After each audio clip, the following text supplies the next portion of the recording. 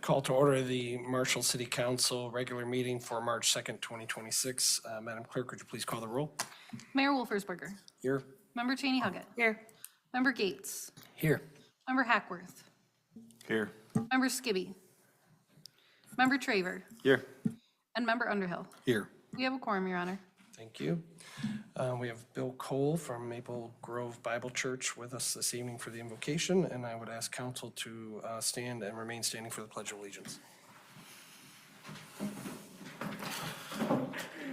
Let's pray. Oh Lord, we thank you for the wonderful privilege to live in America. We certainly pray for our country in this time right now of conflict. We pray for safety for all men and women in armed forces, for them to have success and eventually to get home safely. Lord, we pray for this expression of our freedom and the brilliance of a republic. These represent these are our overseers. These are those that have been selected by us to do our business, so to speak, and their own business. Your blessings on our city, its churches, schools, our police and fire and EMT, our wonderful hospital, all of our businesses, and every home, everyone. Lord, for tonight and always as they meet, give them the patience to listen, give them the wisdom to decide what is very best, give them the courage to do what they believe is right for us. And your blessing on our city. It's wonderful to live here. It is a great, great privilege. And so tonight we give you these things and we thank you for America, and God bless America. And we pray it in your name, amen. Thank you. To the flag of the United States of America and to the republic for which it stands, one nation, under God, indivisible, with liberty and justice for all. Thank you, Bill. That brings us to approval of agenda. Item 6 on our agenda this evening is public comment on agenda items. Item 7 is our consent agenda. Item 8, we have no presentations or recognitions. Item 9, informational items. We have one, the opinion of the Court of Appeals from February 25th, 2026 for Committee for Marshall, not the Megasite versus City of Marshall. We do have item 10A. We have a public hearing this evening for for special land use for SLU SLU 25-001. Then we don't have any old business. 12 reports and recommendations. We have 12A, special event application for the Red Hawk raffle. 12B, letter of intent, CDBG application for housing repair grant program. 12C is set public hearing for MDNR trust fund grant. 12D is purchase for overhead aluminum conductor. 12E is for purchase of a new fire engine. 12F is for a grant request for FEMA fire hose grant. 12G is grant request for safety grant automatic external defibrillators. 13A, we have an appointment to the Construction Board of Appeals, and 13B, we have an appointment to the Zoning Board of Appeals. It's followed by public comment on non-agenda items, council and manager communications, and our adjournment. I would seek a motion regarding the agenda. The agenda as presented. Second. A motion and support, it's a voice vote. All in favor, please say aye. Aye. All opposed, same sign. Motion carries. That brings us to public comment on agenda items. Persons addressing City Council are required to give their name and address for the record when called upon by the mayor. Members of the public shall be limited to speaking for a maximum of 3 minutes. Comments shall address agenda item topics only. Public hearing items should be addressed during the public hearing portion, item 10 of the meeting agenda. Non-agenda items shall be addressed during the public comment non-agenda items, item 14 portion of the meeting agenda. Is there anyone wishing to address council this evening on agenda items? Yes, sir.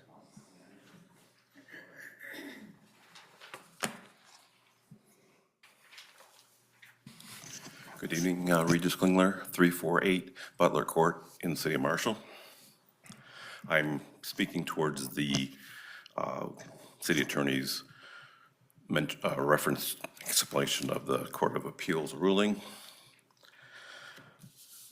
If the Court of Appeals stated that the JPC is advisory only, if this is the case, why have the JPC at all? In the master agreement is agreed between the city and the township that the administration of zoning procedures will follow the city's zoning procedures.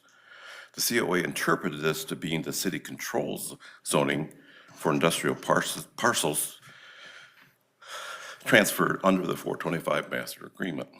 If that is true, the township would have no say in zoning of industrial uses on land which is temporarily transferred to the city under that agreement. It would imply the city would only have the power to zone industrial parcels with no say from the township. That is not transfer, that is annexation. That is not cooperation, it is annexation. We don't believe the COA followed the Michigan Supreme Court's directive and was reaching for any reason saying the MSC's Clam Lake ruling was different and didn't apply. Well, I'd like to let you know we are appealing that ruling. Press release went out today. I hope the city likes to spend the taxpayers' money. Thank you. Thank you. Anyone else wishing to address city council this evening on agenda items? Yes, ma'am.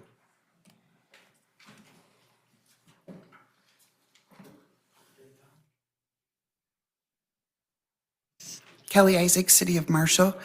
Hello, council.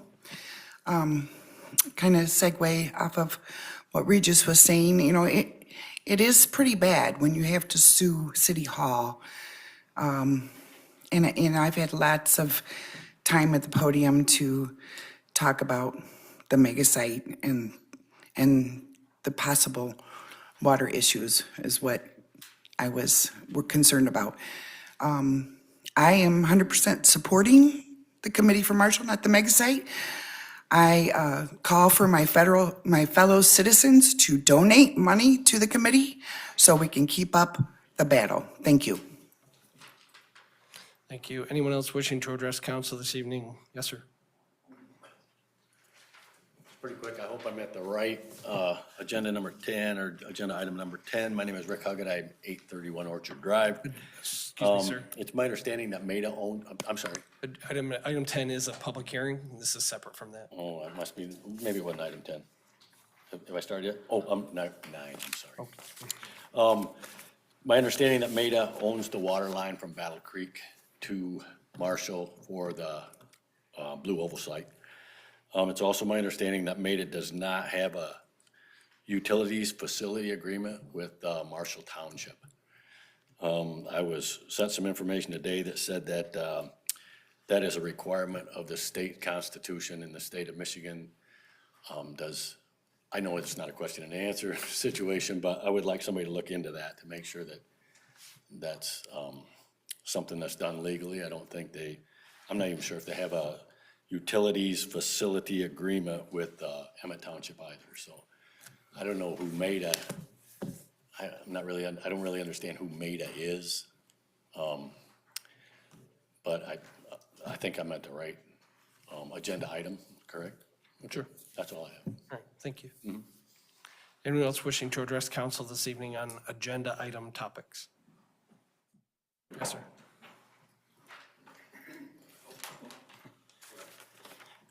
Jim Slight, 988 Adams Street, Litchfield. I'm going to read the news release that Regis just mentioned. This is released today. This is from the Committee for Marshall, not the mega site. The Committee for Marshall, not the mega site, a group of Marshall residents who filed signatures for referendum on the zoning of the Ford Megasite project, will file an application for leave to appeal with the Michigan Supreme Court to consider the latest Court of Appeals ruling. The committee finds that the Court of Appeals decision denying the Joint Planning Commission sole authority over the 425 transfer land is inconsistent with the Michigan Supreme Court reprimand. If townships are not allowed to have a voice in zoning of transfer land, the result is basically an annexation per the Master 25 Development Agreement. The JPC shall have an equal number of members from both the township and the city and shall control all the land uses. For land subject to the 425 agreement between the city and township, regardless of whether the 425 agreement is dated prior to the sequential to the date of this agreement, stated Diane Kurowski, plaintiff in the lawsuit. We feel the COA got it wrong again. In the fall of 2025, the MSC vacated the entire COA decision and recommended it back to the COA for reconsideration in light of the Clam Lake Township versus Department of Licensing and Regulatory Affairs, said Regis Klingler in the Committee for Marshall Not the Mega Site. The COA decision is based upon a point that was never argued in court and which is roundly disagreed with. We strongly feel that the township have the right to have a voice and that contracts between the municipalities, entities must be honored, stated Robbie Doobie, attorney for the Committee for Marshall Not the Mega Site. Thank you. Thank you. Anyone else wishing to address council this evening on on agenda item topics? Yes, sir.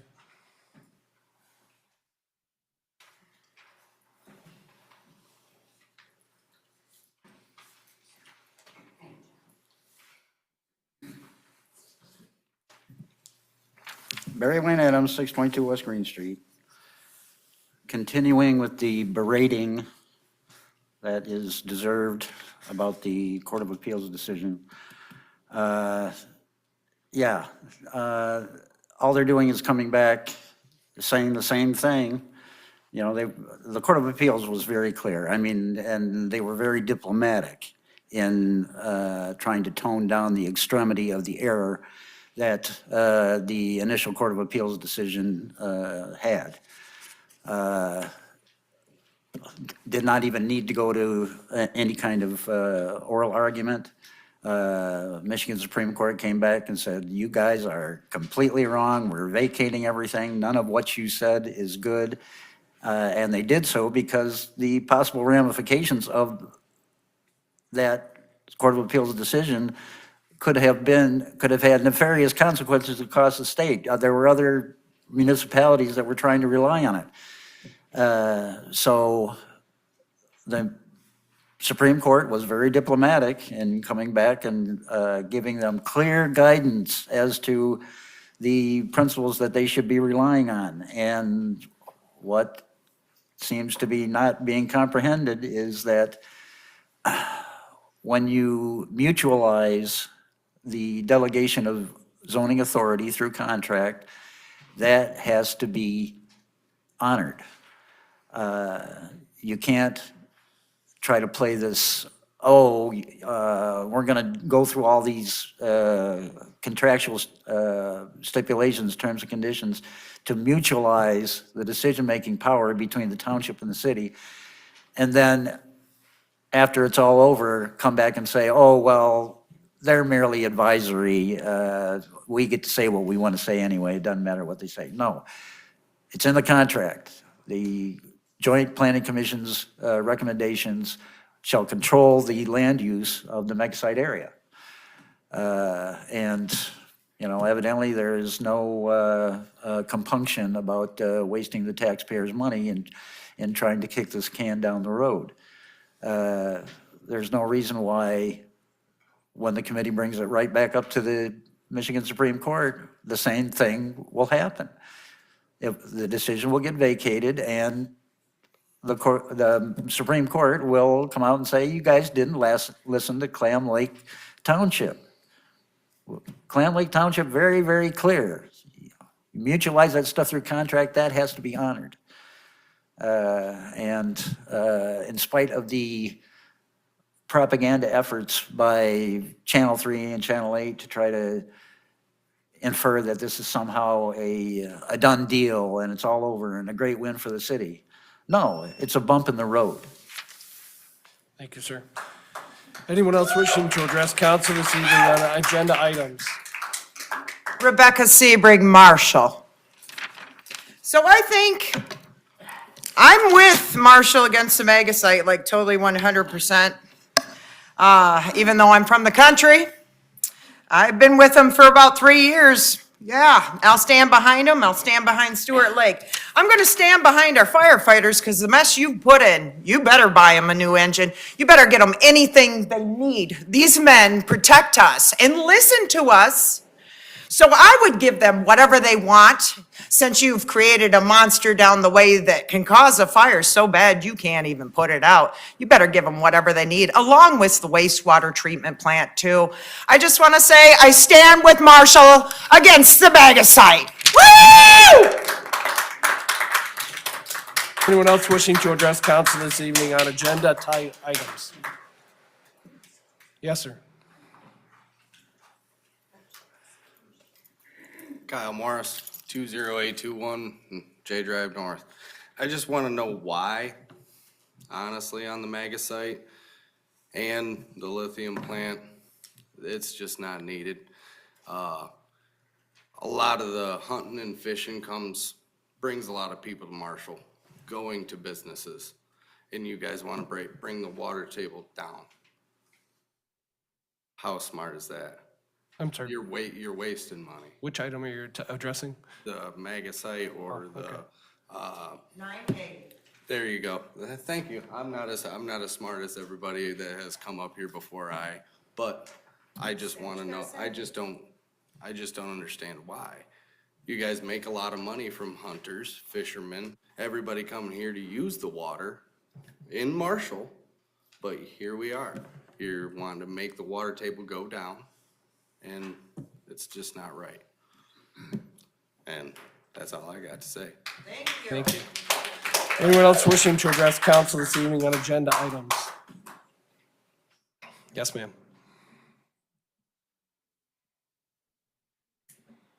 Hi there. My name's Haley Morris, same address, 20821 J Drive North. We just purchased a home in Marshall, and it's pretty disheartening to see all the infrastructure and industrialization that is coming to town. And we moved from Battle Creek to get away from that, and it seems like every time I turn around, there's more contamination that wants to be brought into the water, the air, the noise pollution, just all of it seems like a pretty bad idea, and I'm just highly against it. So that's all I wanted you guys to know. Thank you. Anyone else wishing to address council this evening on agenda item topics?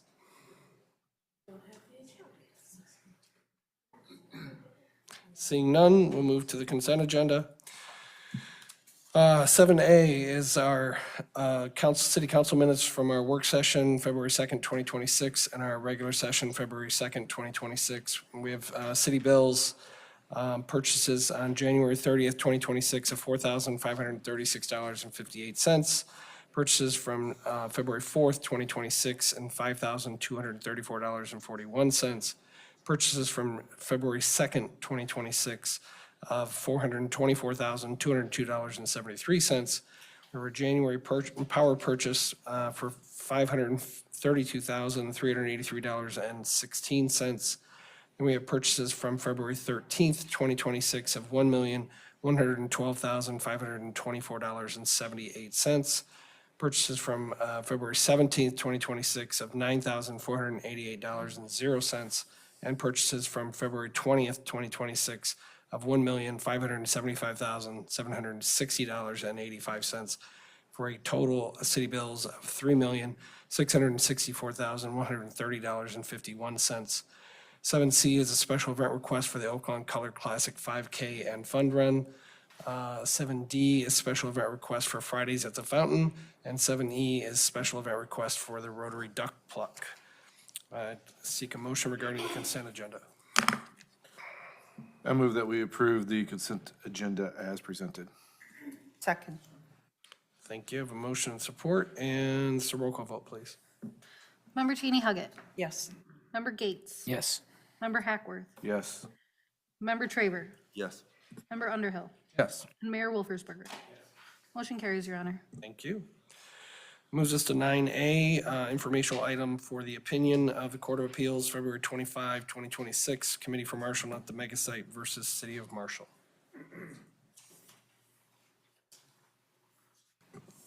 I believe Attorney Revor is going to speak to this.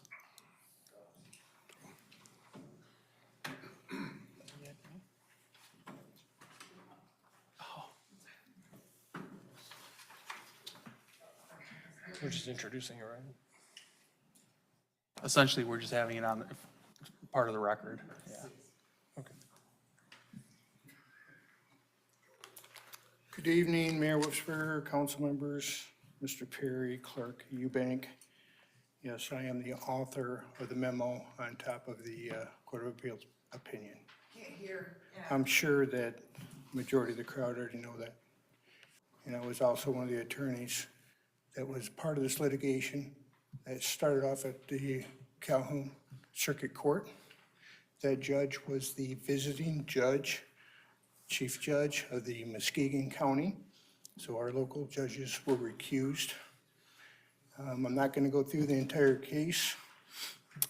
We did obviously do the research on the ordinance, as I was one of those that participated in the construction of that. We prevailed at Calhoun County on all counts. It was appealed to the Court of Appeals, where those findings was upheld by the Court of Appeals.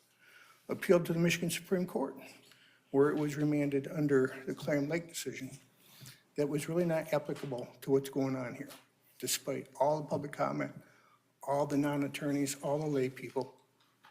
It was not applicable to this case, this situation. Remanded back to the Court of Appeals, and their first decision was affirmed. Whether they feel like going back to the Michigan Supreme Court, I will tell you that at all times, we did follow the law. It may not be agreed to by certain people, but it was followed. And you know what? Property owners deserve their rights too. And that is what these decisions are really talking about. The law was followed. Now, we hope to have collaborative relationships with nearby governments, numerous, and with people, and we're taking their points in consideration going forward on economic development. It's unfortunate that others are forcing you to spend taxpayer dollars when we have prevailed over and over and over again. We followed the law, and we will continue to follow the law, but more important, we're going to work with the municipal governments around us for better, greater, responsible economic development with a lot of issues that we consider, environmental and cooperation. And so while I'm not going to go through this whole decision, I'm not going to have a debate with anybody in this room, we're going to continue to follow the law, and we're going to continue to work with those other areas of government and people and stakeholders to take their thoughts in consideration as we provide legal counsel and guidance to Mr. Perry, Mayor, and the council. Excuse me, I will not have outbursts like that. Thank you, David. Thank you. Point of order, Mayor. I couldn't There is no point of order to be made. Thank you. hear. It'll be on the recording then. Thank you. That moves us to item 10A, public hearing for special land use SLU 25-001. And Director Strange is presenting.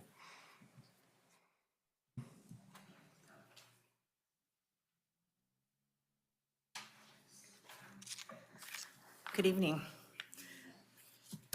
Tonight, we are holding a public hearing for special land use, SLU 25-001, which is the Dunkin' Donuts and Jimmy John's projects, which a lot of you might be familiar with. Your packet was full of the information that was presented at Planning Commission, at Joint Planning Commission for that project. In the packet are the special land use criteria that was also considered through that process. And the end result of going through the Joint Planning Commission, process of approval for special land use, and for the project, is that they, along with staff, recommend approval of the special land use tonight. And the project itself has already been approved and is waiting for this to be finalized so that they could then submit for their building permit applications. I'm happy to review any of the information that is presented. Why don't we go ahead and open the public hearing, and then we'll go through any questions. Thank you. With that, I will open the public hearing for special land use number SLU 25-001 for the Jimmy John's and Dunkin' Donuts drive-throughs. Anyone wishing to address council this evening on this agenda item? Yes, sir.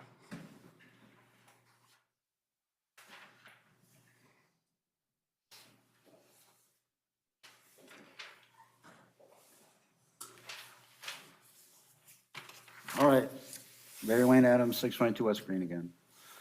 The very idea of special land use in terms of zoning exemplifies the reality of a system of lawlessness rather than a system of lawfulness, in that the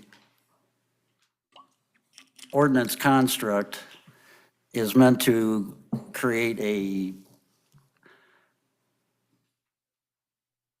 psychological foundation of regularity and consistency, but just at the, application of permission for special land use, that can completely be overturned. And these are devices of permission. And permission is privilege. If you go back to the first Constitution of 1835, State of Michigan, Article 1, Section 3, it says, "No man or set of men are entitled to any general form of privileges." Now, that was a very important principle. It was so important that it was third down from the Declaration of Rights. The most important, the first was all powers inherent to people, and then equal protection of the law, and then no privileges. And why was that? It was so that the corporation, the device of the corporation, could not take hold in this country, so that it, and this is what has happened, that it eventually overtakes the property rights of the real breathing men and women. It seems like the device of the corporation is being used to displace the economic hegemony of real people, actual workers. Corporations don't produce anything on them by themselves. They require human labor in order to be able to exploit that human labor. But is this the direction that Marshall is going, where it's just increment by increment by increment, another corporation, another corporation, another corporation, another corporation? It certainly takes away from the historical ambiance of the city that is the real draw, the real tourist draw to the city. People aren't coming here to be able to get a sub sandwich or some donuts. When they come to visit Marshall, they want to see the historic buildings. They don't want to see over-industrialization. They want Marshall to be the small town that the people of this town want it to be. Thank you. Thank you, Mr. Adams. Anyone else wishing to address council on this public hearing? Seeing none, I'll close the public hearing. Any questions, comments, or discussion from council?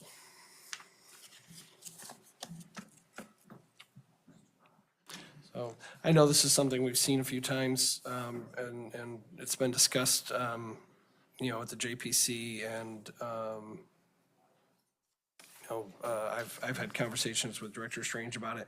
The only reason this is happening is because, for some reason, we have drive-throughs in special land use, and I would imagine that will be addressed in the next revision of the planning and zoning documents. So, so I guess last call again for discussion or questions? No? With regard to the drive-throughs, I think that it makes sense to have drive-throughs in this location, so I see no problem with it. I mean, it's kind of surrounded by other drive-throughs, so it's not, with that, I would seek a motion regarding 10A.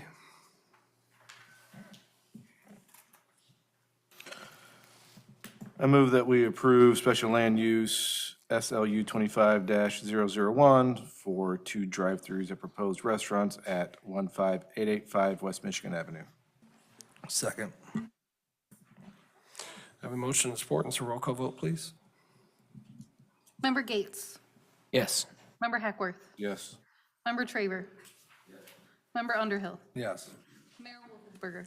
Yes. And Member Cheney Huggett. Yes. Motion carries, Your Honor. Thank you. Before we move to item 12, we did forget to excuse Member Skibby. Could I get a motion to excuse him for this evening? So moved. Second. A motion support, it's a roll call vote, it's a voice vote. All in favor, please say aye. Aye. Opposed, same sign. Motion carries, thank you. That brings us to 12A, reports and recommendations, special merit request for the Red Hawk raffle, and this is being presented by Clerk Eubank. Good evening.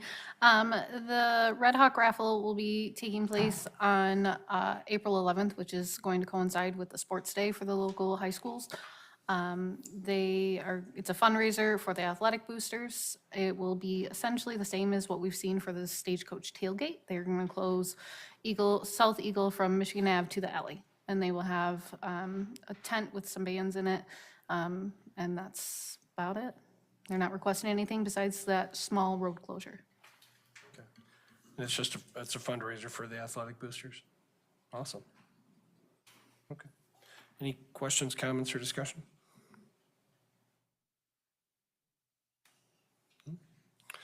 Seeing none, I'd seek a motion regarding 12A.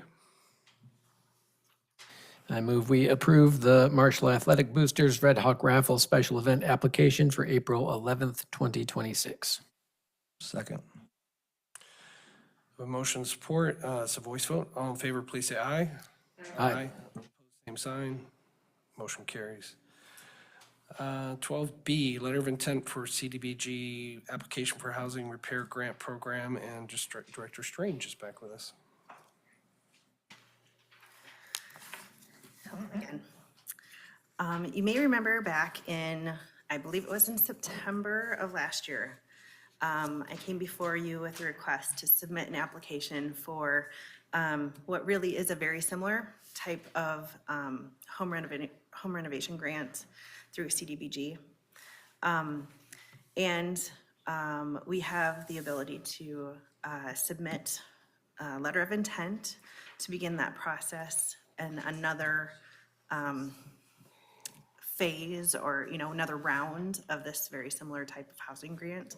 When we submitted the first time, it was their first round, and we were turned down in our application. We made it through the letter of intent phase, and we submitted our application, and we did not receive funds at that time. They came back to us with some recommendations for some recommendations for improvement of our application. But if desired, we will submit a new letter of intent to try to go after very similar funds for this very similar program And we will be working with people at the state level that know more about the program as it is now evolved a little bit, so that hopefully we can shape our application into what would be an approvable program this time around.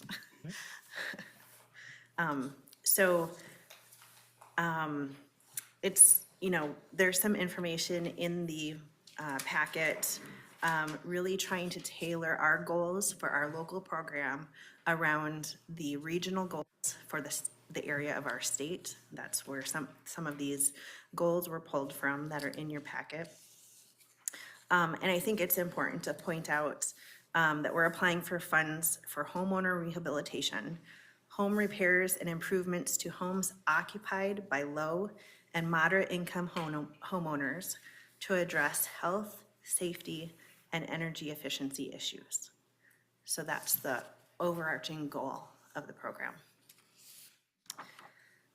Also included in the packet are the current income limits that have been set through HUD. But I put some dollar amounts in here, anticipating a $400,000 ask, and the possibility of up to $40,000 per homeowner. I do anticipate that that amount might go down based on some of the HUD parameters. If we hit certain thresholds, it might trigger additional administrative work. And so we're gonna play that a little bit by ear. Okay. But the main difference between last time and now is that there will not be a homeowner match. So if they request a grant for, say, $20,000, they will not be required to supply funding of their own in order to get those dollars. Okay. And it just makes it more accessible. It's a pretty, yeah, exactly. Awesome. Any questions, comments, or discussions for Director Strange? No, this one seems pretty straightforward, so. Yeah, the CDBG program is a great resource for communities, so I'm glad to see us pursuing this. With no further comments or discussion, I'd seek a motion regarding 12B. I move that we approve the submission of the letter of intent to the Michigan State Housing Development Authority. A motion and support, and so voice vote. All in favor, please say aye. Aye. All opposed, same sign. Motion carries. Brings us to 12C, set public hearing for the MDNR Trust Fund Grant, and Director Strange is back with us once more. Hello again. I'm excited to have another grant before you this evening. It's not that late yet. We were lucky to be able to get a trust fund grant last fall, excuse me, to fund portions of repair of the Riverwalk. So I'm not sure if you guys had heard that we did get that grant. And so we are asking to be able to apply for another DNR grant, trust fund grant. On the north side of Ketchum Park, there are bathrooms that are in disrepair, maybe less than disrepair, and a pavilion that is in very poor condition. In the same time frame of when we would be able to get this grant is also the same time frame that we would be looking at replacing the park playground equipment that is located in that same vicinity. And so what we're looking at doing is combining all of that work of replacing the bathrooms, pavilion, and the playground equipment into one project. And this would also, by doing this all at once, we would also be able to hopefully take care of some grading issues in that area and relocate the bathrooms out of the major floodplain. So once we started looking at it a little closer, it's more difficult to build or reuse those existing bathrooms. And so it becomes better to kind of group this all into one project. That means that we can go after a kind of larger trust fund grant to try to help us get to a 50% match, which is what is the more favorable. They prefer a 50% match going after trust fund grants. The numbers that are in here are based off of what was in our capital improvement plan, based on work that we had proposed for the bathrooms, the pavilion, and the replacement of those park playground equipment. We are currently in process of getting true budget numbers that will be used to go after that grant. So we are here to set this public hearing so that we can get that accomplished at the next meeting, because the deadline for submission for the trust fund grant is April 1st. I know it's just setting the public hearing, but relocating the restrooms out of the floodplain, will they still be in that general area? Yes. Okay. Yeah, honestly, the line, we've got some work to do to like really define where this ends up, but it will still be probably between the current bathroom location and the skate park. So still within that same area where the current playground equipment is. It might just kind of be regrouped a little bit, and we're really trying to target putting the bathroom and pavilion grouped into one building. So you would have like one roof structure with the bathrooms incorporated into that. Okay. Any other questions, comments, or discussion? Yeah, just a quick question. First of all, that playground equipment, I've been complaining about for a long time, so yes, it really does need to be replaced and upgraded, and I'm looking forward to that. When you asked, you said something about the skate park. Now, how, I mean, I'm assuming this whole plan is gonna kind of flow together, and it's gonna be, So you're taking that into account, what we've already done? So the existing skate park equipment that we just purchased on that slab will not be affected. And even when you look at the long-term goals for Ketchum Park in that area, relocating that existing pavilion out of its current location actually makes way for future planning of that area.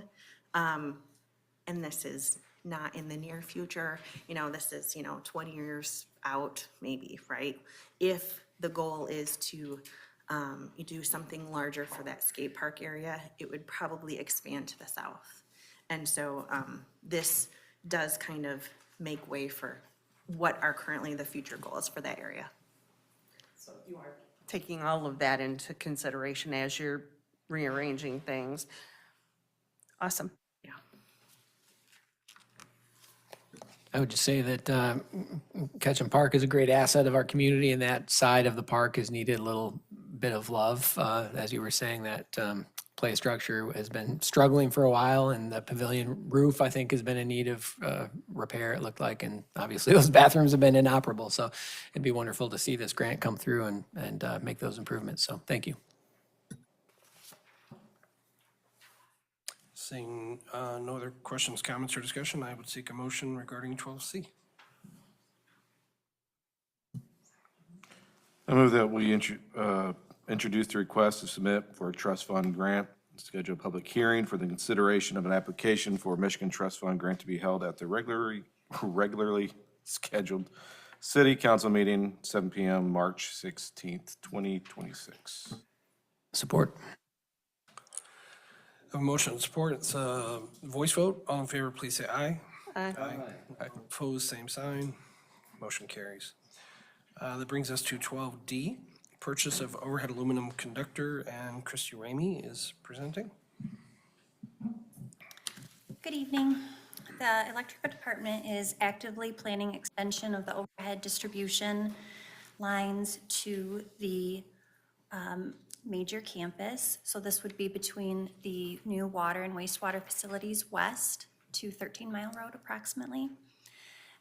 This will provide city electric service to prospective new businesses and to help market the site as shovel-ready. The city is in the process of finalizing the easements with MEDA and to follow the construction of the distribution as soon as weather permits. The overhead conductor is the only material that has an extended lead time, and so we want to get this on order as soon as possible. We have one load of utility poles already delivered to the site and ready to go. So we put out a bid for approximately 45,000 feet of this overhead conductor. We requested the cost to be a per foot unit so that as the quantities could fluctuate, we could adjust as needed, or if we needed to buy additional materials, that price would be locked in. So due to the fact that the delivery time is an important consideration, we are requesting to have approval to purchase from American Wire Group, which quoted $3.60 per foot. They had a 3-week lead time. The lowest bidder was $3.24 with a 15 to 18-week lead time, which would put us into fall. The difference at 45,000 feet between the low bidder and the $3.60 is $7,000. $7,200, excuse me. So we are asking for approval to purchase the aluminum conductor for $3.60 per foot from American Wire Group out of Miami, Florida. And I'm be happy to answer any questions you may have. Thank you. Any questions, comments, or discussion?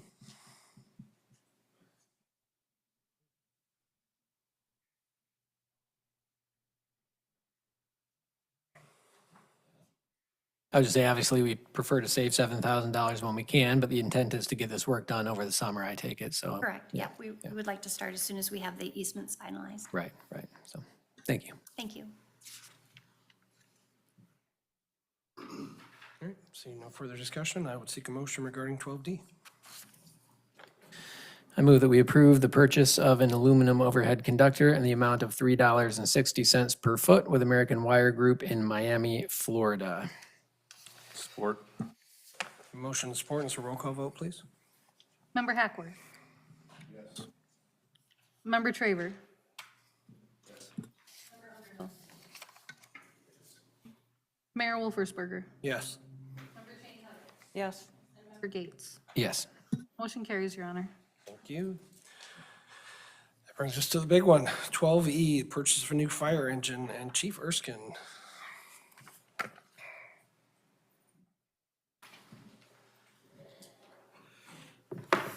Good evening, Your Honor and Council. We had a work session back in January, I believe. That way, to brace you for the sticker shock coming up, so that, I come up with a plan that we thought's a good plan for replacement of our fleet, to keep our fleet updated. The engine we're replacing was purchased in 2003. It was a demo, so it was like buying a Hertz rental car. For that was, it's done pretty good for all these years there, but it's coming up on that 25 years, which is the maximum term that you need to keep a frontline engine. Going forward, I appointed a crew, or a committee, led by Captain Swope, Lieutenant Riggs, and firefighter Bosher on that. Captain Swope and Lieutenant Riggs has a lot of experience of purchasing fire engines with other departments. So put it on there, brought in a couple of the salespeople that are Sourcewell there. And CSI that sells Spartan came in with a bid that we wanted for exactly what we asked them to RFP for the engine that we wanted. CSI is located in Grayling, but the chassis will be built at Spartan down in Charlotte. The box goes out to be built in South Dakota. But still, again, the major of it is a Michigan-made product, so happy to recommend that. Yeah, it's going to be a 2027 stock Spartan at the price of $1,124,023. Itemized at over 25 to 30 years, what we're planning on getting that. it's like purchasing a new cop car every year. So, again, I know ours is expensive, but we make them last. We got a great maintenance program. We got them in shape. Be happy to answer any of the questions. One big thing that's selling for Spartan compared to the other vendor was they're 24 months out. The other vendor was 47 months out. So we don't want to wait that long. They put it together again. Anybody wants to see all the specs that they got on it or have any questions, got a couple of the committee members here with me. Be happy to answer any of your questions. I'm actually surprised it's not more expensive. I've been expecting this $1 million for, I think, all 6 years I've been on council, 7 now, so it seems like, especially with the tariffs, they're doing some pretty good cost controls. So, any questions, comments, or discussion? Just piggyback on that to say that we've seen this coming for a long time. It's been something we've known was needed for quite a while, and so I think it's an investment we need to make. Yeah. I've been talking about it your whole 6 years that I've been here too, so. Yeah. No, we appreciate the work everybody does to make sure these last as long as they do, and getting 25 years out of a fire truck is, I think, pretty good. So, Can you remind us what happens with a fire truck that goes out of service? So the one that you're replacing this with, what will we do with that? And do we sell it? Is there any income back for that? Yes, well, we'll put it on the sale market. There might be a smaller township somewhere else that's going to be like a backup engine. This is our first run for fire engines, so I don't know what the market value is. Part of the plan with that too is recoup some of that cost to help even buy some of the newer equipment that we want to see on the new engines, such as battery-powered extrication tools. Thank you. any other questions, comments, or discussion? Thank you, Chief. Like I said, we've seen this coming. It's not a surprise, but it definitely needs to get taken care of. So I would seek a motion regarding 12E. Sure, I move that we approve the ordering and purchase of a 2027 Spartan Star Series pumper tanker from CSI Emergency Apparatus through Sourcewell Cooperative Purchasing Program in the amount of $1,124,023, and authorize the city manager and city clerk to sign the necessary documents in substantial form. Second. I have a motion and support. It's a roll call vote, please. Member Traver, Yes. Member Underhill, Yes. Mayor Wolfersberger, Yes. Member Cheney Huggett, Yes. Member Gates, Yes. and Member Hackworth. Yes. Motion carries, Your Honor. Thank you. And that brings us to 12F, grant request for FEMA fire hose grant. And Chief Erskine is still with us. Yes, Your Honor. Again, we've been very successful to get several grants with our department since I've been here. From a SAFER grant, we got a PPE grant, a couple of PPE grants that we've got. This is another one that's more regional. There's 4, maybe 5 departments that want to go in on a cooperative to pay for the grant writer. And then that strengthens your case to FEMA when they look at it. Hey, it's just not Marshall only, it's 4 or 5 departments in this region that's going in for the grant. That's part of the thing. I did buy some hose last year. We're trying to get it all caught up to the newest hose. Hose does have an expiration date on it too. So this will be a great opportunity to replace the rest of our hose. We're looking at about $68,000 worth of hose. And at the most, it will be a 10% match. So we can replace all our hose, have up-to-date hose for a little over almost $7,000. I think I highly recommend let's give that a try, and that will knock off a big part of that bill that we wanted to replace the hose on the new engine with. So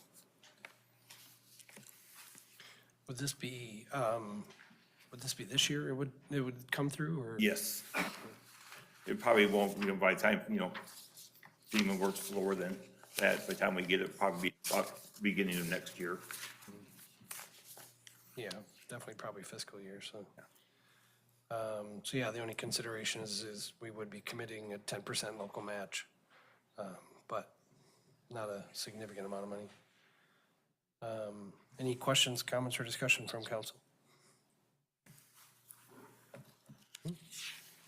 I would seek a motion regarding 12F.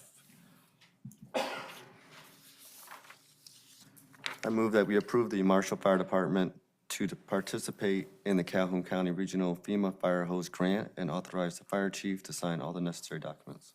Support. I have a motion and support, and it's a voice vote. All in favor, please say aye. Aye. All opposed, same sign. Motion carries. And 12G, grant request for safety grant automatic external defibrillators. And Chief Erskine again. Yes, Your Honor, yeah, I'm the chair of the Safety Committee.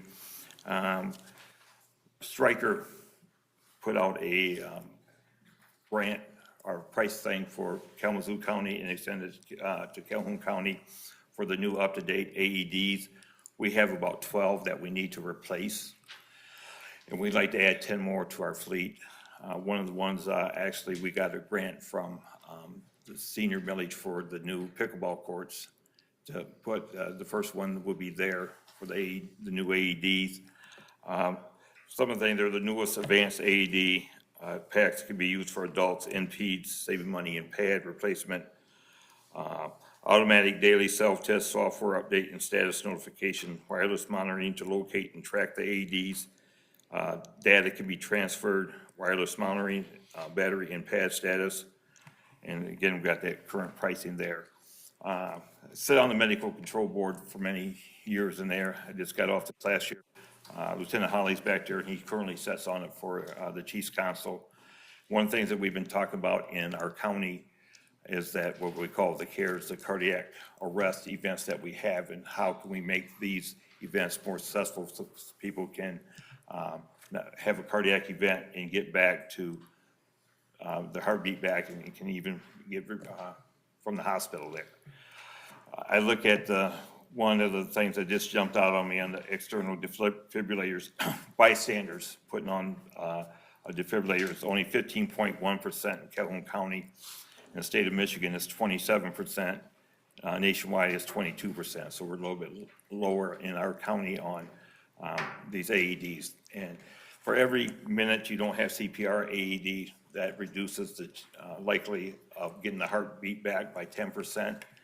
Again, give you in report, we got a 3 to 4 minute response time. That's by the time we get dispatched, that's another minute or so. So, you know, again, best case scenario, we're 5 minutes. You got a 50% less chance. So we want to get as many of these AEDs out as we can in there. Our police officers are going to have them in their car, and some of our utilities departments, especially like electric and DPW, that they're out in there. So in case, not only for them, but maybe they're close by to something and they can quickly get an AED on. So looking at applying for some grants for this, going to shoot for a community foundation grant, see what they do on that. Try to get those. Some departments may have some funding for it, depending on how much of the grant we get, but the total is about $44,000 to replace all of those AEDs. Okay. Sorry, I'll just go ahead with my question. It talks about a monitoring and management plan. Who would handle that? It's fire department. Fire department, okay. He doesn't know yet, but Lieutenant Holly will be on that.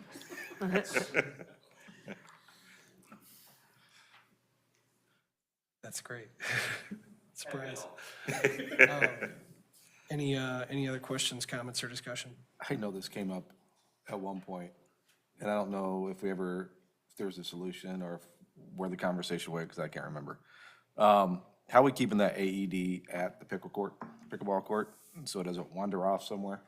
It's in what's in a case combined to keep it weatherproof, but again, it has tracking on it. Okay, perfect. Yep, so don't be taking it when we're nowhere to find it there. This is probably, yeah. Yeah, I mean, the prices on that too, I mean, we're getting it for, I think it's $1,700. Yeah, $1,700 a piece, and they're normally like $3,400, so about half price that Stryker's giving them to us for. Will that be the only park that will have it? Or are there any other parks? we haven't gathered any other parts, was not on that list. I mean, I'm not opposed to it, if, you know, if that department wants to buy some extras, the more we get out there.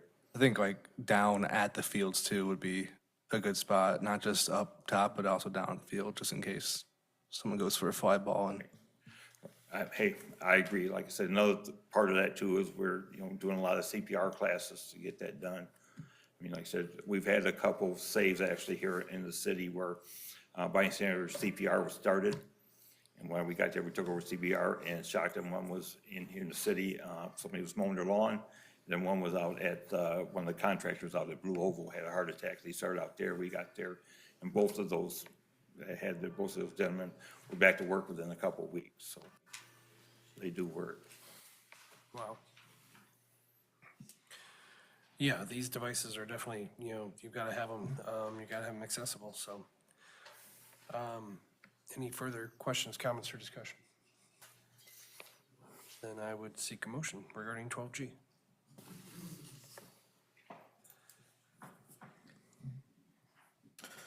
I move that we approve the proposed purchase of 22 automated external defibrillators, AEDs, through the cooperative pricing agreement extended by Stryker Corporation, authorize the city to pursue grant funding to offset the total project cost of $44,236.20 after trade-in credits. Second. A motion support, and it's a roll call vote, please. Member Underhill. Yes. Mayor Wolfersberger. Yes. Member Cheney Huggett. Yes. Member Gates. Yes. Member Hackworth. Yes. And Member Traver. Motion carries, Your Honor. Thank you. Thank you, Chief. Thank you. That brings us to 13A, appointments. These are actually reappointments to the Construction Board of Appeals. I'm suggesting to council that we reappoint Rick Bullock and Scott Puckett to the Construction Board of Appeals, terms ending on January 1, 2028. Any questions, comments, or discussion? I would seek a motion. To motion to approve the reappointment of Rick Bullock and Scott Puckett to the Construction Board of Appeals with terms ending of January 1st, 2028. Second. Motion support, and this is a voice vote. All in favor, please say aye. Aye. All opposed, same sign. Motion carries. And then we have an appointment to the Zoning Board of Appeals. I'm recommending Kaylee Hill be appointed to the Zoning Board of Appeals with a term ending on March 10th, 2029. Any questions, comments, or discussion? No, I move we approve, or excuse me, we appoint Kaylee Hill to the Zoning Board of Appeals with a term ending on March 10th, 2029. I have a motion support. It's a voice vote. All in favor, please say aye. Aye. Aye. All opposed, same sign. Motion carries.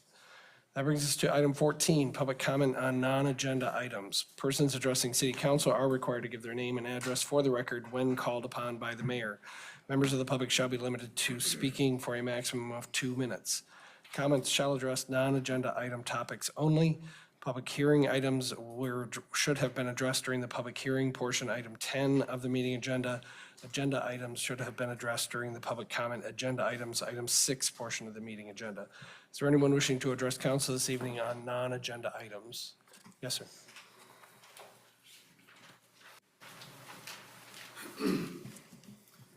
David Begg, 504 West Green Street. Good evening, friends. Thank you all for your service to our community.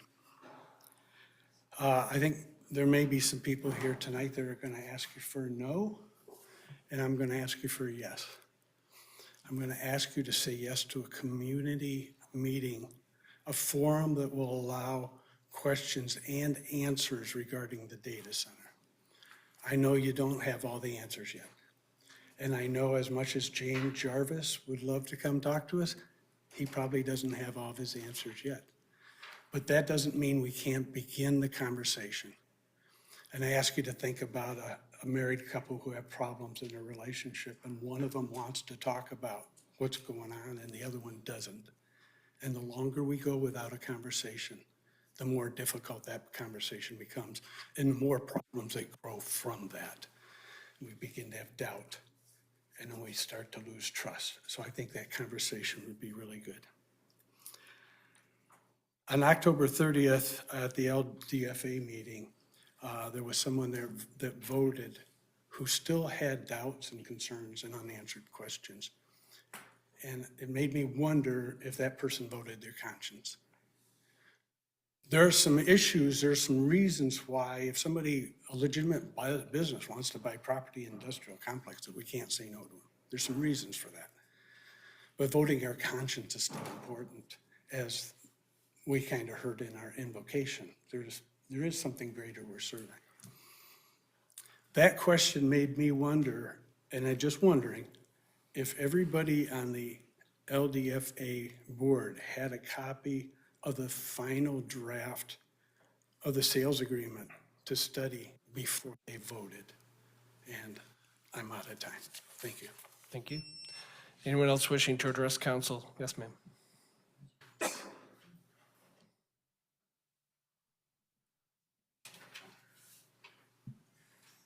Good evening. My name is Dury Parker, and I live at 120 Circle Drive in Marshall. I'm glad you guys I'm glad that Brian handed out those pamphlets, because Lynn and I put those together about the concerns that we have about the proposed data center. And I was hoping that maybe you guys would consider a moratorium on it so that we can, like David said, have a discussion before you guys have to vote on it. So those are my concerns and hopes and wishes. Thank you. Anyone else wishing to? Yes, ma'am.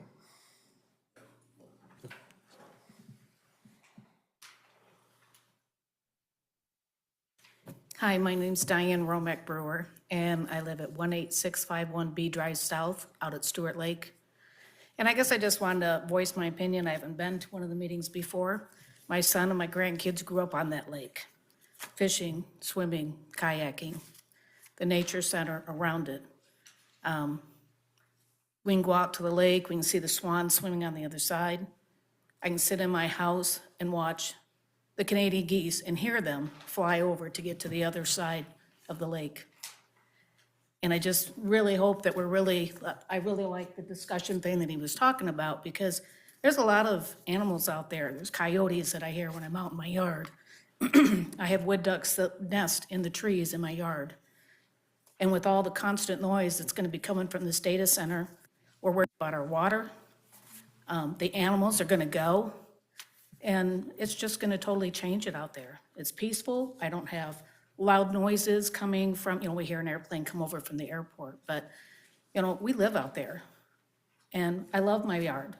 I love the animals that come in my yard. I love hearing the coyotes and the geese fly over and the ducks and seeing the swans on the lake, seeing people out there in their boats, fishing, ice fishing, kids in their kayaks, swimming. And all that's gonna change when this comes in. And I just wanted to voice my opinion. That's where I live. And it's very disheartening. Just really worried about what's gonna happen. Thank you. Thank you.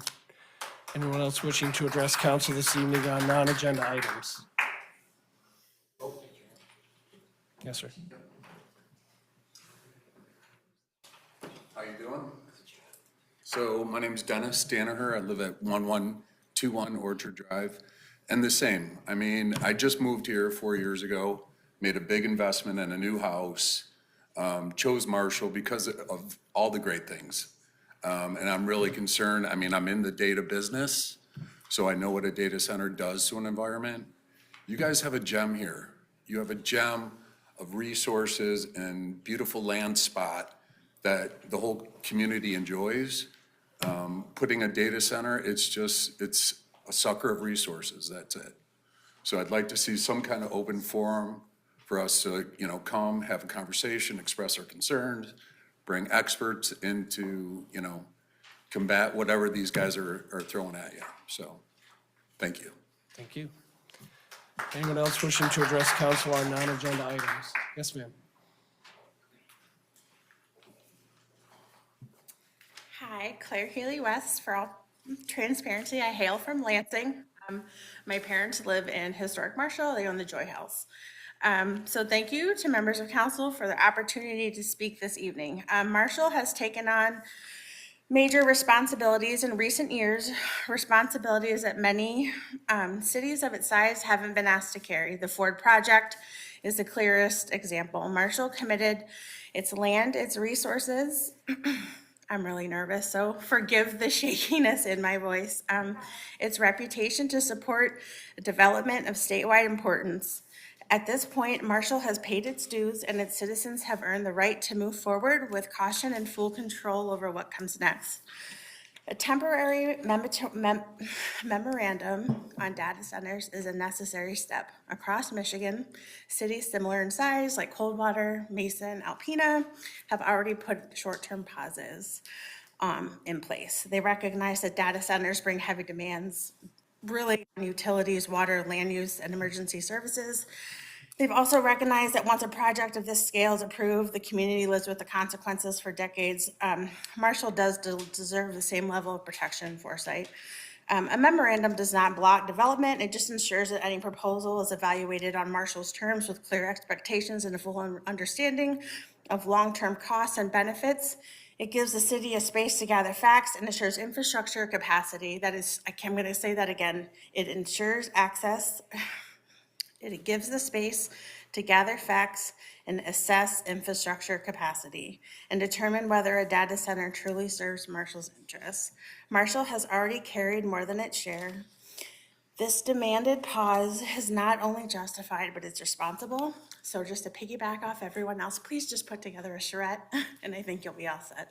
Thank you. Thank you. Anyone else wishing to address council? Yes, sir. Rick Huggett, 831 Orchard Drive. I understand, I believe that most of you are as opposed to the data center as the rest of us because I don't see anything good in them. But my observation is from our city zoning map that industrial park is zoned light industrial, industrial 2, according to the coloring, is a 1 gigawatt power plant considered light industrial. I'm hoping that it's not, and that we have to have a zoning vote on whether or not that land is actually zoned for a power plant that big. Really, I think everybody knows how I feel about the data plan. I hope everybody else feels the same way as I do. I just hope that's something that we can look at and maybe find a chink in their armor and say, hey, I'm sorry, but you can't come here. That's it. Thank you. Anyone else wishing to address council this evening on non-agenda items? Yes, ma'am. I was not planning on coming up here and talking today, but I live on 903 Orchard Drive. Jessica Bussing is my name. I am not in favor of this data center. We go out on the lake almost every day during the summer. I grew up going out there. My grandparents had a cottage there. It has been a big stress of mine. I would hate to walk out my door and see a big crater. And it's really sad to think that this town that I was born and raised in is gonna have this horrible thing that is bad for the wetlands, our environment, our health. I mean, it's disgusting to me. The animals out there, this other lady was saying, I hear owls at night, the bald eagle's right out my door. I just can't imagine not having that anymore.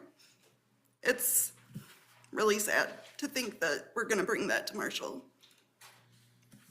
Thank you. Anyone else wishing to address council this evening? Yes, ma'am.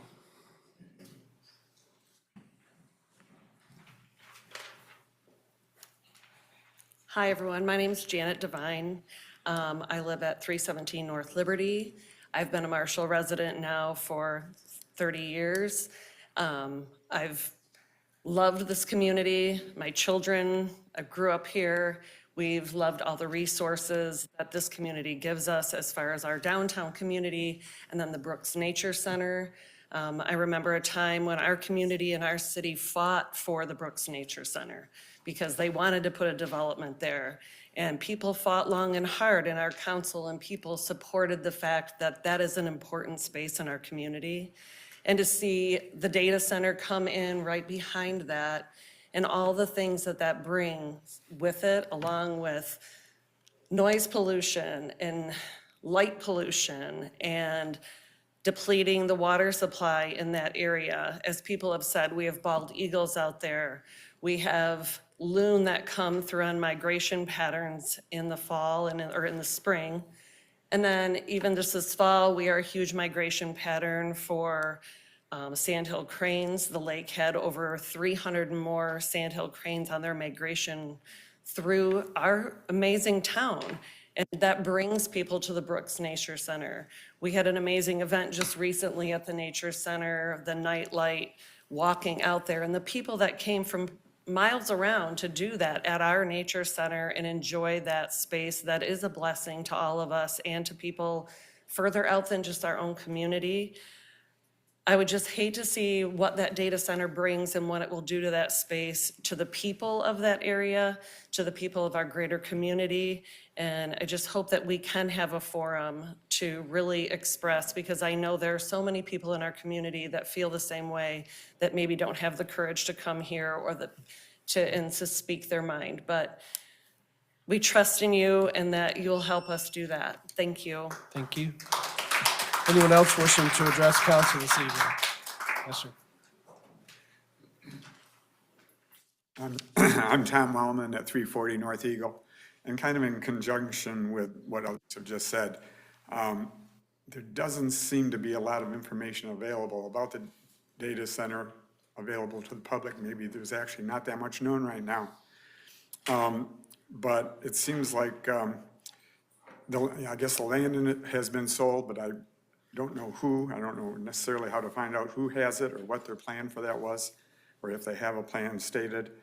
But I guess maybe to help reduce public anxiety about the whole process, if the council could be a little more transparent as to what is involved.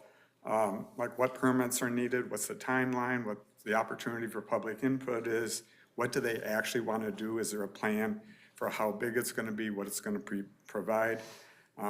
Maybe have a website or something available for the council's website that might disseminate some of that information. And the council's been, continues to be very committed to preserving the historic nature of Marshall, and I just hope they're just as concerned with preserving its civic nature too. Thanks. Thank you. Anyone else wishing to address council this evening?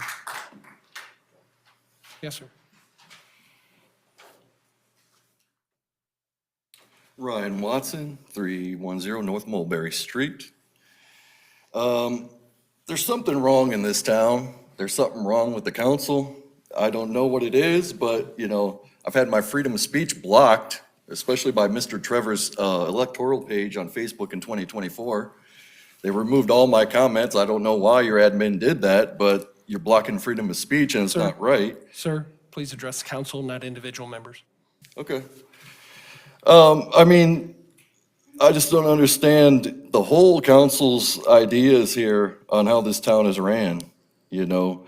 Freedom of speech needs to be protected by everybody, for everybody, and it's not happening. And you guys allow these corporations to do whatever they want. You allow MDOT to do whatever they want. They get hundreds of millions of dollars here. You guys, yes, yes, yes, yes, everything, yes, yes, yes. Never do I hear a no, no, no. And it's very weird, and it's very odd. And I think we need more oversight in this town. We need overseers for the overseers. We need overseers over you. We need overseers over accountants. We need overseers over people counting signatures, and then they claim there aren't enough signatures, or the signatures aren't valid. It's like bullshit here in this town. And it's about time somebody raised some hell. And, if I got to be the one to do it, I'll be glad to do it. And you're going to be seeing and hearing a lot more from me. And I don't know what you're going to do, but you're gonna have a hard time. This stuff needs to stop. We need to stop the data center. At all costs, we need to stop the data center. I don't know what that means to you, but to me, if we have to get out our pitchforks and our shovels and go on site and raise hell, then that's what we need to do. I've had enough of it, you know, I really have. I mean, I'll megaphone, I guess we'll megaphone everybody if we have to. Thank you, sir. Anyone else wishing to address council this evening? Yes, ma'am. Rebecca Sebring, Marshall. You know, I wanted freedom, but now because of your conduct, I'm restricted. Did you guys even take that oath when you put your hand on the Bible and you swear to help the people and do the right thing by them? Because we're all starting to wonder. This toxic data center and gas plant, sucking up our natural resources. For what? So the city council can get their chips? Also their money under the table. Destroying our future. Thank you. That's not what we hired you to do. So. Please keep comments out of the. Right, whatever. It's my time. I will not stop being the watchdog for this town. You guys have forced me into this position. Seriously. And I'm not going to stop, and I told you this a couple years ago, and I meant it. Okay, I won't stop that, and I'm going to quote a little Muse because we're running out of time. I won't let you bury it. I won't let you smother it. I won't let you murder it. Sorry. Thanks to what you've done and what you put in the grid, we are running out of time. All that Chinese spyware that has EMP capability, it's only a matter of time. You can't push it underground. You can't stop me from screaming out.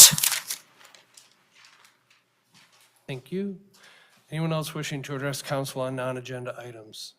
Yes, sir.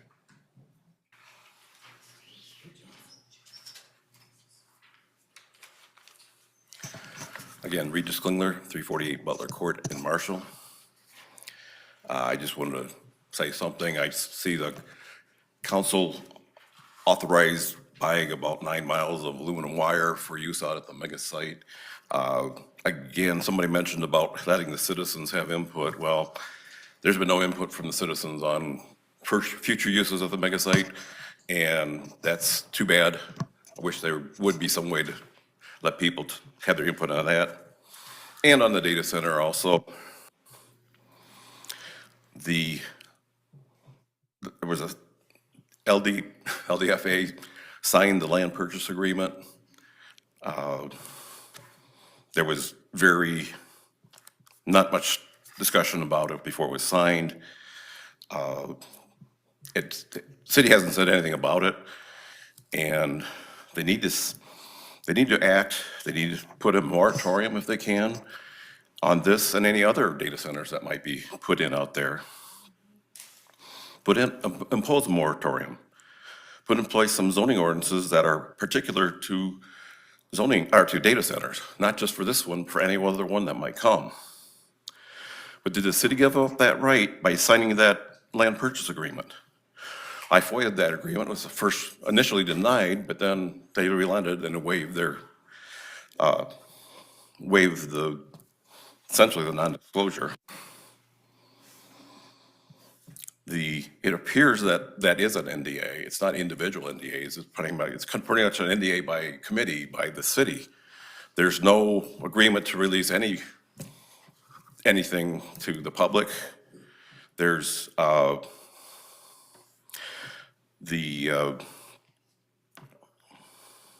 also that the decision was made very rashly, and I don't think it was made very wisely. Thank you, sir.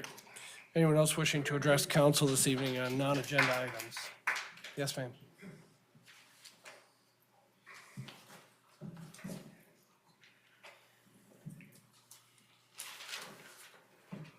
Kelly Isaac, North Liberty, Marshall. I was going to get up here and read about the fire dangers of the data center, and I'm glad that our first responders are getting the equipment they need.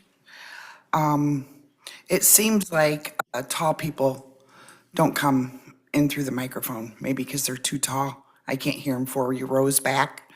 For the record, I couldn't hear the attorney give his report. Kind of odd that a non-elected board would have the power, and I'm not an attorney, I'm just a citizen, the power to forge the future of this town.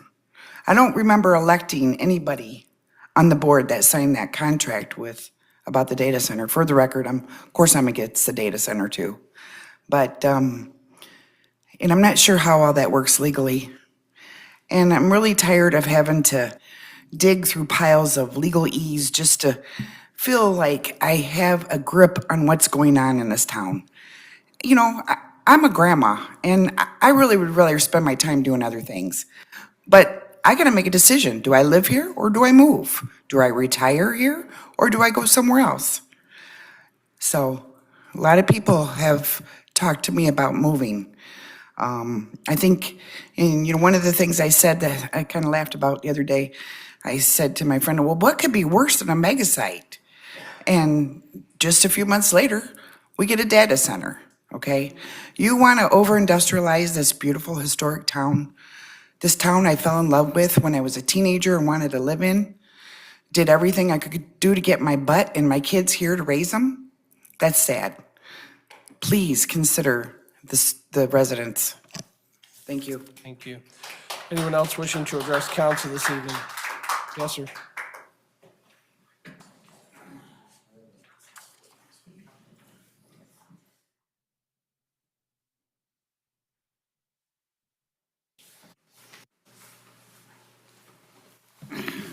Barry Wayne Adams, 622 West Green, again. Still waiting to hear from the pro data center contingent. They're not going to show up. Did you see the real world distress on these ladies? The description of her enjoyment of her quality of life living out in a wildlife area. These are real world issues. Right now, you're already, just because that this data center thing has come into contemplation, it's already distressing the people in this town. Nobody wants it. It's not a good idea. If you are in favor of it, you are blind to the real world ramifications of the emplacement of a data center. The noise, the energy use, water pollution, all these things are real. If you put that data center in there, it will denature the Brooks Nature Center. It will drive away the wildlife. It will become a desert. It will become nothing but picture worthy. People enjoy living amongst the animals.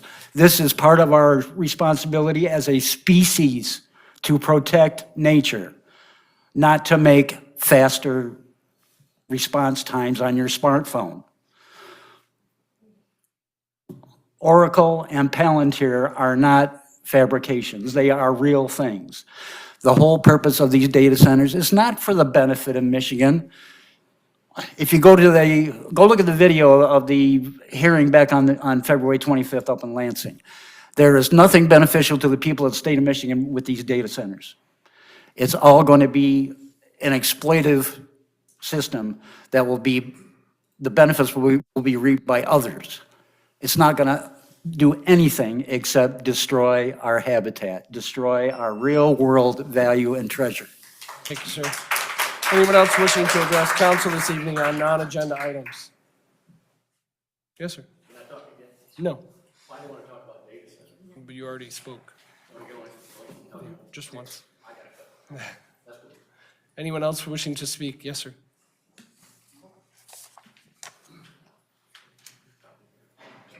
Bruce Miller, 14 Mile Road, Marshall Township. First of all, I'm a victim of the Ford Blue Oval as I can see the white monstrosity from my front yard. I'm also a victim of the Michigan Avenue diverging diamond as I take it frequently and had to dodge an oncoming car going the wrong way the other day. I also take A Drive north to US 27, but when they start doing the construction, putting the housing in, I'll have to find another way. Stewart Lake is a wonderful natural resource that can't speak for itself. Please pass a moratorium to give this further thought. Your constituents deserve that much. Regarding the proposed data center, my message is very clear. We don't want it. Thank you. Anyone else wishing to address council this evening on non-agenda items?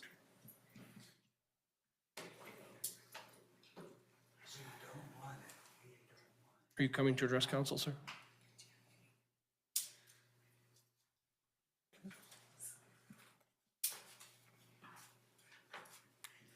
Brian Munger, Marshall, Michigan. You'll probably thank me for not asking about what I talked about the last time I spoke with you people. It's probably not the proper time to bring it up. And if you would like to talk with me, I would be more than interested to correspond on the past issue. And you know what I talked about, and it's not a dead issue. It's about a dead human being. I'm very disappointed by anyone who would look at the contract that was signed, the sales agreement on our land. There's, what do you call that? Oh, I'm sorry, I'm drawing a blank. But we have, actually what we have hidden in that contract are non-disclosure agreements that we don't want to have it come out as a non-disclosure agreement, so we're going to camouflage it. Are they going to tell you what they are going to do? Or are we going to have our own restrictions and tell them what they are allowed to do? That's a very important issue there, because if we bend over backwards and compromise, and I don't like being put in a compromising position, it's not very comfortable.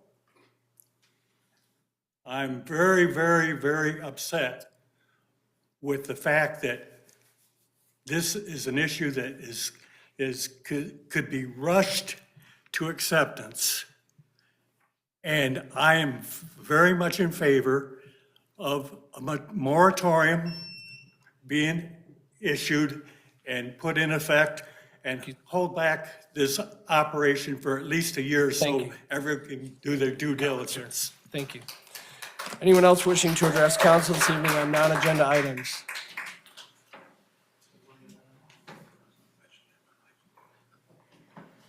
Hello, my name is Nicole Rhodes. It's my first time ever doing this, but I've been hearing a lot about the data center. And I just want to say, this is really sad. I mean, if this really happens, I mean, I'm really nervous, but just even hearing their stories, just think about it. It's just sad. I mean, we're gonna hear a lot more, but this is so unfair. Thank you. Thank you. Anyone else wishing to address council this evening on non-agenda items? Seeing none, we'll move to council and manager communications. Member Gates. One thing I would say to everybody pertaining to the data center, and this is not a pro-data center statement or an anti-data center statement, but the LDFA meeting, which is, I believe was October 30th, was when that meeting happened. The developer proposing the data center gave a lengthy presentation to the LDFA board. So if you're seeking information about what is proposed, I encourage you to watch that. I know everybody assumes that the city council has a ton of secret information. I can't speak to anyone else, but for me, 99% of everything I know about that proposed development was all in that video. And I don't have any other secret information that I could give you. I haven't signed an NDA. I don't know. So I would just, I just would encourage you to go ahead and watch that video if you want more information. Can I just say No, you cannot. It's not a This forum is for that. our time to communicate. It's not a time for that. We Thank will you. have order. This is not time for audience comment. Thank you. Member Gates, please proceed. Today. Thank you. Member Hackworth. Nothing. Member Traver. Just to continue what Councilmember Gates was saying, that's all we know at this point, and they're in the middle of a 180-day due diligence period. And when they come out of that, if they decide they still want to proceed, that's when I believe we will start hearing information about what they want to do, what that might look like, and we can have real discussions. But at this point, we're in a holding pattern, and that's all I have to say. Thank you. Member Underhill. Nothing, thank you. Member Cheney Huggett. Nothing for me tonight, thank you. Thank you. City Manager Perry. Nothing tonight, thank you. Clerk Eubank. I just wanted to say that there will be no May election. We have heard that there will be no May election this year. So the next time we will see ballots will be the August election. Thank you. I did have the honor this week of signing a proclamation for Caleb Moder. He recently earned his Eagle Scout rank in the Boy Scouts of America Troop 373. Although I gave this to him last week, I wanted to make sure it was read into the record. So this is a proclamation to express congratulations and public appreciation of Caleb Modert on the occasion of earning the rank of Eagle Scout in the Boy Scouts of America and for his Eagle Service project of constructing a mobile produce cart and storage shed for the Marshall Methodist Church Community Garden. Whereas the City Council of the City of Marshall is aware that Caleb Modert has earned the rank of Eagle Scout in the Boy Scouts of America by completing all requirements of that rank and will be elevated to the rank of Eagle Scout in the near future. And whereas Caleb Modert has distinguished himself with earning the rank of Eagle Scout, which is earned by only 4 out of every 100 young men who join the Boy Scouts of America. And whereas Caleb Modert has also provided the community for his Eagle Service project by constructing a mobile produce cart and storage shed for the Marshall Methodist Church Community Garden. And whereas the Boy Scout Troop 373 of Marshall, Michigan in particular, and Caleb Modert most particularly, embody the spirit of scouting in America. Now therefore let it be proclaimed that the City Council of the City of Marshall hereby recognizes and congratulates Caleb Modert on his significant life achievement, to thank him for his time and effort spent to better himself and those with whom he is acquainted, and wishes him well on all future endeavors. Be it further proclaimed that the City Council of the City of Marshall encourages its citizens to consider Caleb Modert as an example of one of Marshall's finest community-minded and goal-oriented young men.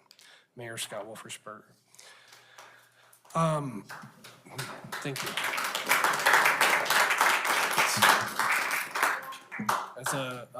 As a former member of Troop 373, it's pretty incredible to see somebody with that level of commitment, and especially the community-minded nature of becoming an Eagle Scout is really exceptional. With that said, there's some events happening. There's some events happening at the Frank this week. There's some events happening East End. We've got Sip and Shop coming up in downtown on March 13th. And as we get into spring, hopefully we get into spring, the events just start coming fast and furious. So I encourage everyone to be a part of our great community calendar and just be a part of Marshall. With that said, I would seek a motion for adjournment. So moved. Support. Support. All in favor, say aye. Aye. All opposed, same sign. We are adjourned.